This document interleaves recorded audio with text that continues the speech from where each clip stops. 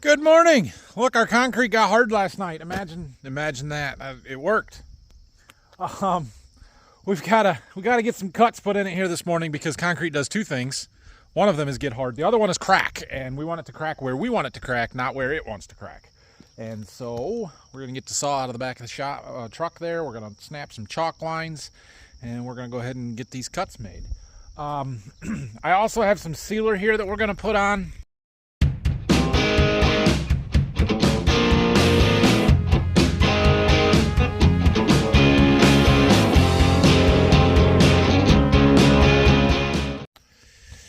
It's this diamond clear here, and reading the label, it's not cool with wet concrete or potential rain or even heavy fog.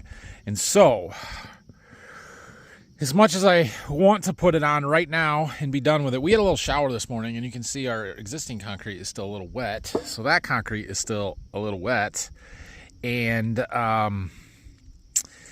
there's more chances of rain today within the next 12 hours. So I think we're going to hold off on the sealer. We're going to cut it, and then we're just going to have to wash it good and seal it later, like maybe tomorrow, which is not ideal because once we cut this, it's going to get very dirty, right? You're going to have the dust from the cutting everywhere.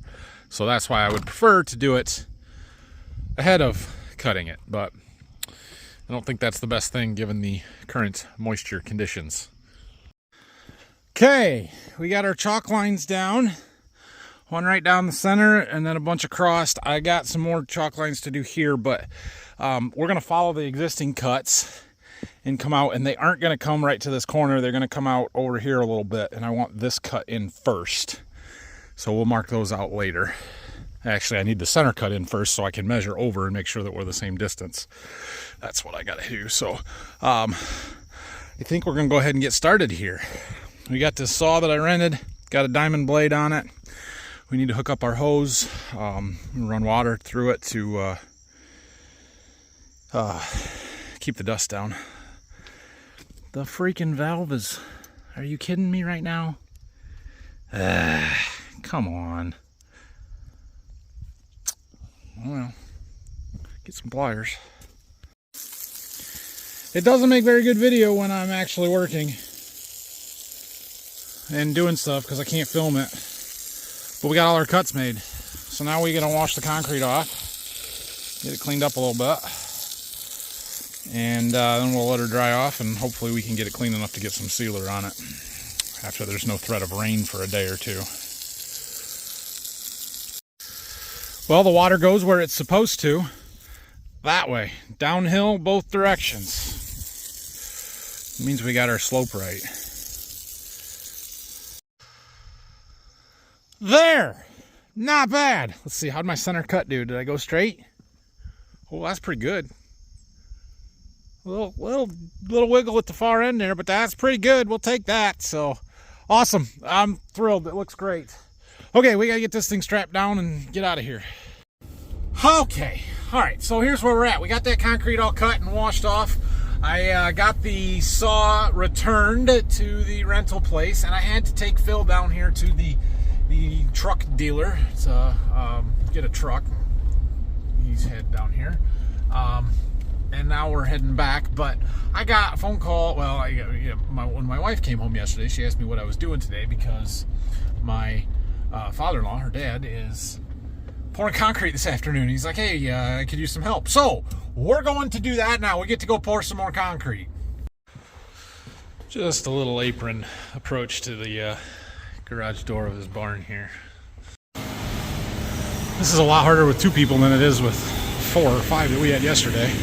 Smaller pour, but still. And this concrete was very dry. We asked him to add water twice, and it was still really dry. I have to go over it a lot here with the bull float to get it to level off. Oh, I forgot to film the finished product. It's over there, it's done. Yeah, you can't see it at all. It looks good. I tell you what, if I do another one next week, I'm in my driveway, I'm gonna be like a professional concrete pourer here. I don't know if I want that title. That one was easier because it was smaller, but it was harder because one, there was 2 of us, and 2, I didn't do the prep work. The post, remember when I was forming mine up, how I said that the stakes needed to be below the top of the form? These weren't, which made getting a screed across it hard. Plus the concrete was very dry, and I was a little concerned we weren't going to get all the divots worked out of it, but it floated out really nice. We got it leveled. He only had slope in one direction instead of 2, and it wasn't variable, so that helps. We got it good. So, all right, let's go back to the farm. I told you yesterday I had a surprise for you, and I've got a surprise for you. So a long time ago, several months ago, we finished a harvest and had a pretty decent year, and we're thinking about new equipment and what we wanted to do, and we ordered something, and we got it today. It came, sitting right here in front of me in the shop. How good of a job have I done keeping it a secret? I'm debating. Either you already know because it's the title and the thumbnail of this video to try and get you to watch it, or I've tried to disguise it, but this is pretty cool. For a farm, this is pretty cool. You ready?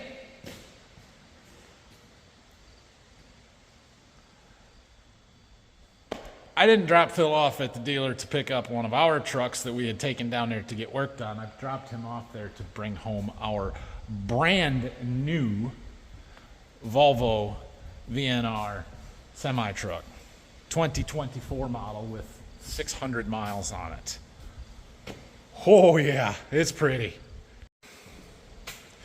Yeah, so we ordered this a while ago before the truck market crashed as much as it has, so that was, it is what it is. But the thing about this truck is that it is spec'd exactly how we want it, or how Phil wants it, and you can't find them in the used market spec'd like this truck is. In fact, I don't even know exactly how it is, but I know we've got the 20,000-pound front axle, heavy front with wider steer tires, more ground clearance.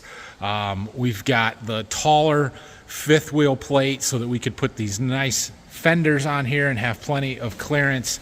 It has full lockers on the rear axle, so not just inner axle diff lock, but full lock, so all 4 tires will drive at one time on it. It has a PTO and a pump on it. We don't have the wet kit, the tank and the hoses and everything yet, but the PTO is there, the pump is there, so that it is ready to go if and when we buy a trailer that needs a wet kit, because currently we don't have any. It's very blue. I didn't know it was blue until I walked in and saw it, but it's blue, and it's pretty. I like it. It's just not what I was expecting. I thought we were getting gray. Aluminum rims all the way around. All 8 rears and the fronts are all aluminum rims. Yeah, I don't even know. I have not driven it yet, but she is real nice. 653 miles as of today. We'll need to get ourselves a radio put up in here. Dang, it's nice. It is very, very nice. Pretty similar interior here as far as the cab goes to the other Volvo. We got the same shifter down here next to the seat. Same basic switch panels and layouts and stuff. I have not gone through the computer and the buttons to know what everything has and does and all of that good stuff. But yeah, it's all here. There's the full locker switch. We've got traction control. We've got the pump switch is over here. We've got some aux switches that don't do anything at the moment, but they're there. Oh yeah, this is gonna be nice. Batteries, def tank, air tanks. Nice.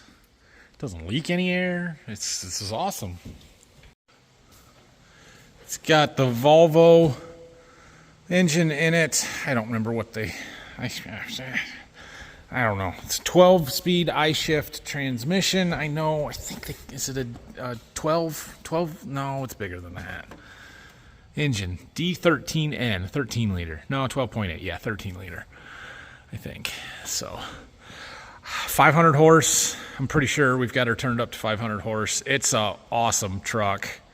and it's going to serve us really, really well. So we got some things spec'd out, like the heavy front end, the full lockers, to make it easier for getting in and out of field entrances, things like that. It's got more ground clearance, so we don't have to worry about getting stuck. Although Phil still asked where the tow hooks were. They go in right there, and they're behind the seats in the cab. Obviously day cab, because we have no need for a sleeper. Shiny. It's beautiful. It's a beautiful truck. Is it a touch extravagant to have a brand new semi as a farm truck? Yeah, it's a touch extravagant. But here's the deal. We had a good year last year. This is a last year farm purchase. Was based off of last year's crop, not this year's. It was before the grain markets crashed. It was decided that that's what we wanted to do. And so we could afford to do it, and we did it. Phil has been farming for 35 years and been doing all the trucking basically since we started. Of course, we weren't doing the trucking when he started, but for the last 25 years, he's done almost all of our trucking, and this is what he wanted, and so we got him a nice truck, and he got to order it how he wanted. So there you go. We got an awesome new semi-truck, and I'm pretty excited for it. I won't get to drive it much, a little bit in the fall from the field to the farm, but outside of that, this is Phil's truck. What it does mean, though, is I get to move up to the other Volvo that is a much nicer truck than the Freightliners that we had. So it's a step up for me, too. Speaking of the old Freightliners, if anybody is looking for a 2006 Freightliner Columbia with somewhere in the 750 to 800,000 mile range, I have one for sale. Hit me up in the email. Yeah, we might have to do a little polishing. Let's take her for a little drive, shall we? Mostly I just want to put it outside in the driveway so I can get a better picture, but we might as well drive it around the block or something. Oh, yeah.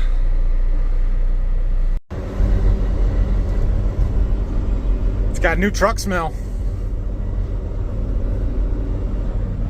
Those fenders are going to be super nice. Keep the dirt and gravel off the trailers. They look great, too.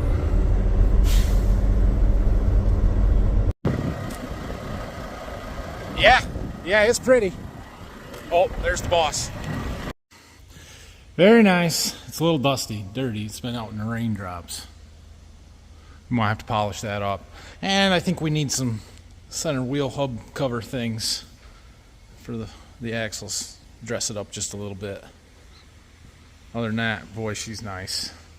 Yeah, it's going to be awesome. Work really good for us this fall. Man, that's pretty sweet. So that truck, it's a little extravagant to buy a brand new semi for farm use, but like I said, it's spec'd out exactly how we want. We couldn't find what we were really looking for without doing it that way, and we were in a position to do it. So, and the thing to remember is this truck will be here it'll probably be here when I retire. I'm not saying we won't buy another one between now and then, replace some of the older ones, but even trucks that we bought 15 years ago used with 500,000 miles on them, we still have. So how long will a new one last us? We might put 20, 30,000 miles a year on it. This thing will last us forever, and it's going to be great. So we got to take fuel up to our generator, so I'm hooking up the fuel trailer. We're going to go do that. Now, I mentioned that it's got a wet kit on it. Well, not a wet kit. It's got the PTO pump and whatever, the pump and the clutch or whatever it needs to run a wet kit. But we've got to get the hydraulic reservoir and figure out what we need for the lines and everything. And, well, frankly, we don't know what we need because we don't have a trailer that needs a wet kit. We also have not done anything, don't have one ordered. We don't have a need for it right now. There is talk about potentially buying a dump trailer. I could foresee maybe a drop deck trailer for something, but those are not things that we have right now or have a real need for at the moment. But like I said, we're gonna have this truck for a long time, and so we decided to get it equipped the way that we want it. It's cheaper to do it now from the factory than to add that stuff later, and so we did. Maybe a year or two from now we'll end up with a dump trailer. We do have 3 grain trailers, currently we have 4 trucks, but we're going to sell one of them. So we have 3 trucks and we can use all 3. One of those trailers is a short one though. It's 34 foot, not 40. I could see getting rid of that one and buying a end dump trailer in its place. That way we can haul things like stone or lime or potentially dry fertilizer if we got to that point, or whatever else that it would come in handy for. So that's why we did that. Oh, look. The rain is right by the road. Great time to get out and go look at it. Which way are we moving? Oh, it's coming back at me. Perfect. Park right here. Let's see how it's doing.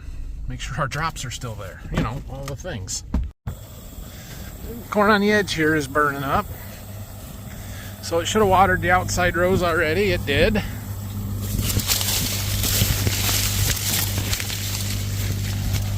Nice and wet here.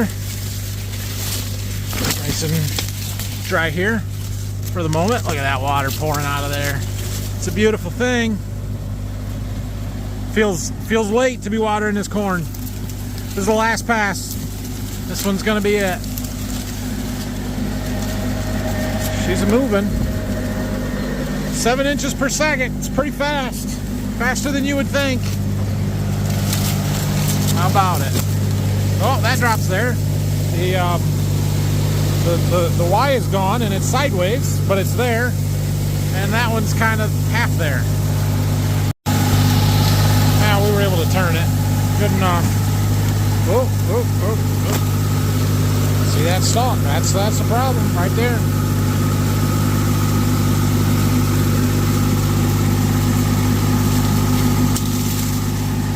Now, see, I'm pretty sure they designed this thing out in Illinois, and out in Illinois they plant a lot of the twisted pretzel variety of corn, and when you touch those stalks they just break off and fall over. It wasn't designed for this good corn we grow up here in Michigan of the seed company that doesn't want me to advertise for them. But the stalks are clearly much stronger. So we break stuff. It's like a river. It's amazing how much water there is. Well, it's doing its job. It's working like it's supposed to.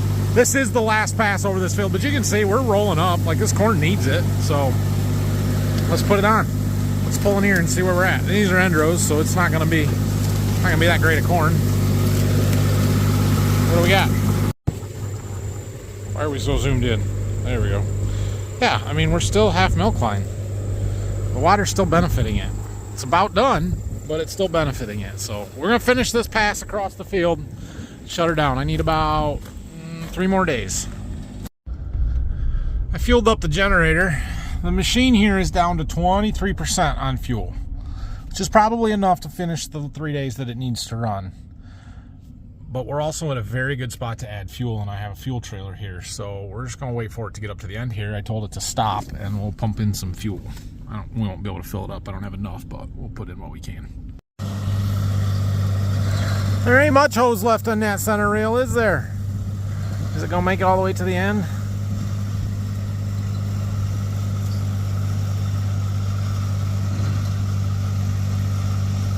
Close enough we can get to it at this point. Where it stops. Right there. You gonna shut down? You're supposed to shut down. Why is it turning that front tire like that? Well, it's gonna stop. Is the water gonna turn off?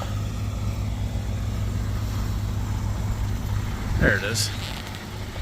Alright, well, let's put a little fuel in her. Gonna have to come up here and power wash it when we're done.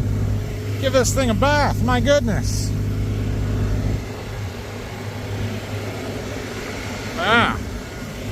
It doesn't go home. It lives in the field here.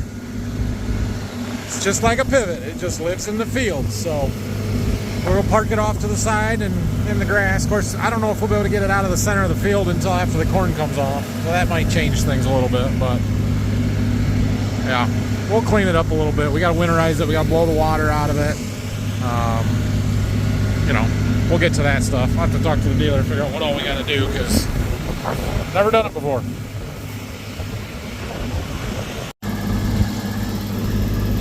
Only had about 60 gallons left, so we put that in there. And I just told it to start, continue to run, so it should start. It beeped like it was going to start. Oh, we got to build the pressure. We're waiting for the well. There it goes. There's our water.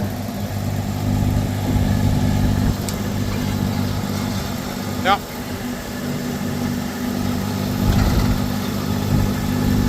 Cool. So now you can kind of see how it's watering on that drop, but not these outside 3. And then we've got the 4 in the center here. And then there's 1 on that boom, but not the outside 3.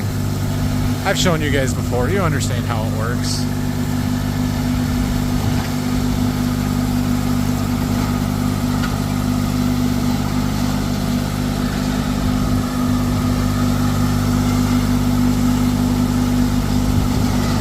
Ah, it's awesome.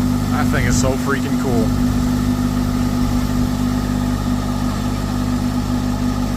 All right, let's go home. Okay, next on today's agenda, I need to go through and pick all the sweet corn that we have ready out here. All of our events that we need sweet corn for, meaning my field day and the anniversary party from last weekend, are over with. This is the last planting of sweet corn. There's a lot of it here. Most of it's ready. I thought it would all be ready by this point, but now I'm thinking, we might have to pick again next weekend. But we're going to go through and pick everything we've got and sell it to the neighbor that does the farmer's market stuff on Saturday and get rid of it so it doesn't go to waste. Yeah, there definitely wasn't as much out there ready as I thought there was going to be. We got 4.5 dozen. It's something. I'll take it to them. They can sell it. We might get as much next week. Who knows? But sweet corn season is about over. Pumpkin season, however, is just ramping up, and I think we'll have lots of pumpkins. Whether my wife wants to sell any of them or not, I don't know. But we might do some of those too. We're going to have gobs of these little mini pumpkins, and there's a whole bunch of these. These are pie pumpkins, apparently. I don't know. We aren't going to make pumpkin pie out of them, so I don't know what the plan is here. But I'm not ready to pick any of those, so maybe in the next couple of weeks. Sweet corn delivered. Okay, now that it's 6 o'clock and I'm tired, back to what I was working on today and needed to get done. We're going to have to wash it again before putting sealer on. We're going to start stripping some forms. Oh, it looks good. Look at that. It's beautiful. It looks fantastic. Yep, we're happy with this. Okay, let me find my screw gun and start pulling some screws and see if we can get these forms off of here. Whew, these forms are not easy to get off. Mostly because my stakes are not easy to get out.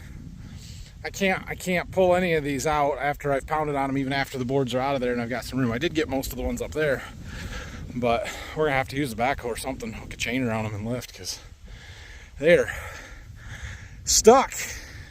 We used a little bit longer stakes on this side because it wasn't in the middle of the driveway. The other side over there was basically in the driveway, the old driveway, so it was harder than crap, so we used the short stakes up over there. I doubt I'll get any of those out either. But our sides look pretty good here. I got all of these and this end piece off. I haven't got the other side yet. Oh, we got them all off. Like I said, I didn't get any of the most of the posts out there, but yeah, I did go ahead and wash it all off again, trying to get it as clean as possible. I think we'll try and put the sealer on in the morning. Tomorrow's supposed to be a nice day, cool, but sunny and no chances of rain, so it'll be dry. That's big, Daddy's big wheel? Yeah. Yeah, it's almost as big as you. Mama's got big tires on her car too? Yeah. Yeah. Anyway, we're going to go in for the night, so thanks for watching. Turned out pretty well.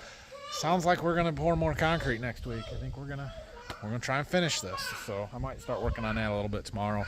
We've got soccer games tomorrow. We've got football games on Sunday. We've flag football for the boys. I've got football games to watch tomorrow, so have a great weekend, everybody.